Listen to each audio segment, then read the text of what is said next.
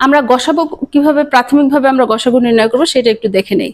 তো কিভাবে মনে করি আমি যে 8, 12, 24, 32 এবং 36-এর গসাগু নির্ণয় করব।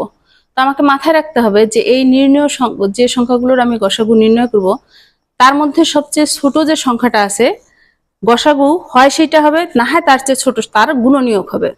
সবচেয়ে ছোট যে সংখ্যা আছে হয় সেই সংখ্যাটা গসাগু হবে অথবা তার গুণনীয়ক গসাগু হবে। আচ্ছা হোক, তো তার আগে আমরা যেটা করব সেটা হলো যে গুণিতক যে সংখ্যাগুলো আছে সেইগুলোর সংখ্যা আমরা বাদ দিয়ে দিব।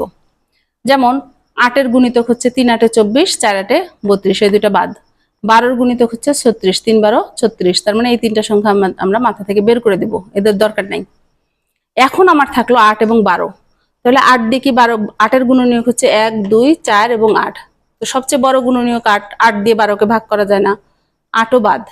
তারপর থাকলো 4, 4 দিয়ে কি 8কে ভাগ করা যায়? যায়। 4 দিয়ে কি 12কে ভাগ করা যায়? যায়। তার মানে 4ই হচ্ছে সেই সবচেয়ে বড় গুণনীয়ক যেটা দিয়ে প্রত্যেককে ভাগ করা যাবে। যেহেতু 8 এবং 12কে যায় তার মানে এদের সবগুলোকে ভাগ করা যাবে, তাহলে 4ই হচ্ছে সেই গুণনীয়ক।